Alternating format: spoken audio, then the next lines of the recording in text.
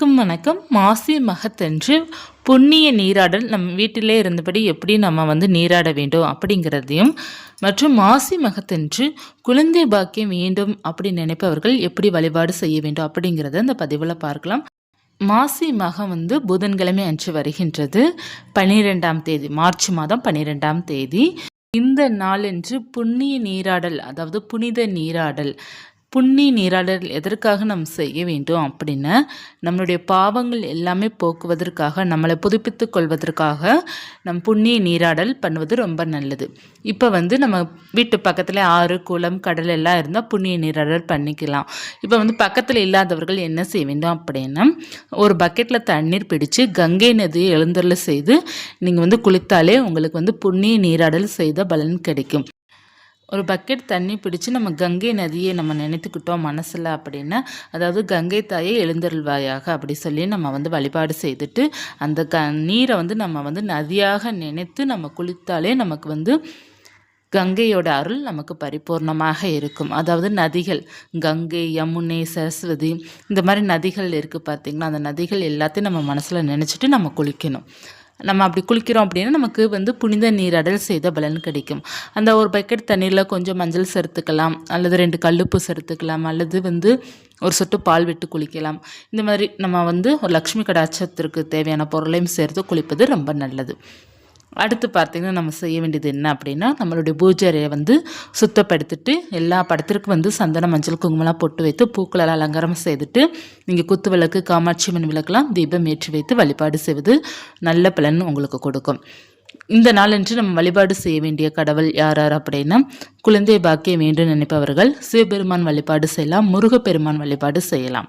இந்த நாளன்று அம்பிகை வழிபாடு மிக சிறப்பான வழிபாடு. இப்போது குழந்தை பாக்கியம் வேண்டும் நினைப்பவர்கள் அம்பிகையை, சிவபெருமான, முருகனை மனசில் நினச்சிட்டு தீபம் ஏற்றி வைத்து காலை நேரம் தீபம் ஏற்றி வைத்து குழந்தை பாக்கியம் வேண்டும் அப்படிங்கிறத பிரார்த்தனை பண்ணிவிட்டு மாலை நேரமும் வழிபாடு செய்யுங்க. பக்கத்தில் இருக்கிற சிவபெருமான் ஆலயம் அல்லது அம்பிகை ஆலயம் அல்லது முருகப்பெருமான் ஆலயம் பக்கத்தில் அவங்களுக்கு எந்த ஆலயம் அமைந்திருக்கின்றதோ அந்த ஆலயத்திற்கு போயிட்டு வழிபாடு செய்துட்டு வாங்க.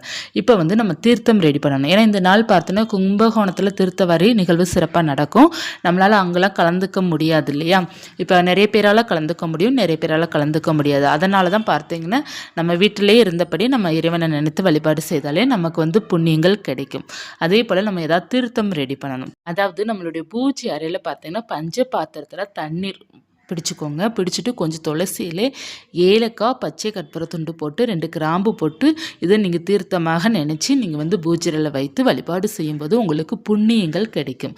நம் காலை குளியல் நம்மளோட ஜென்ம பாவங்கள்லாம் விலகும். நம்ம முன்ஜென்மம் செய்த பாவங்கள், நம்ம தெரிஞ்சும் தெரியாமல் ஏகப்பட்ட பாவங்கள் செய்திருப்போம்ல, அது எல்லாமே விலகிடும். அதே போல் நம்ம தீர்த்தம் செய்வது நமக்கு புண்ணியத்தை கொடுக்கும். அந்த தீர்த்தம் நம்ம செய்து நம்ம வீட்டில் இருக்கிறவங்க எல்லாருமே நம்ம அதை சாப்பிடுவது ரொம்ப நல்லது. அதாவது தீர்த்தம் குடிக்கணும். கொஞ்சம் கொஞ்சம் ஒரு ஸ்பூன் போட்டு நீங்கள் குடிப்பது ரொம்ப நல்லது.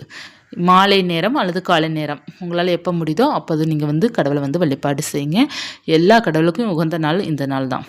இந்த நாளன்று நம்ம வழிபாடு கட்டாயமாக நம்ம செய்ய வேண்டும். குழந்தை பாக்கியம் நிச்சயமாக கிடைக்கும். நம் தெரியாமல் செய்த அனைத்து பாவமும் விலகும். குடும்பத்தில் மகிழ்ச்சி இருக்கும். நமக்கு செல்வாக்கு நிலைத்து இருக்கும். இந்த மாசி மகம் மிக மிக சிறப்பான நாள். புண்ணிய நீராடல் செய்வதற்கு ரொம்ப உகந்த நாள்.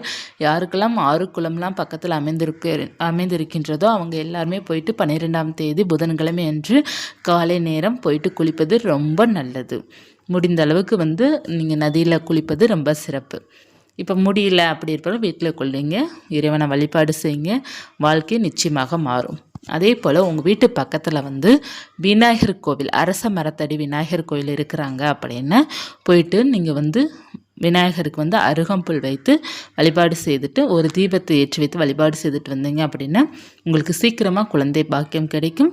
உங்களுக்கு இருக்கிற பிரச்சனை தீரும், நல்ல வேலை கிடைக்கும், புண்ணியங்கள் கிடைக்கும். நீங்கள் நினைத்தபடி அப்படியே நடக்கும். இந்த மாசி மகத்தன்று சிறப்பாக வழிபாடு செய்துக்கோங்க.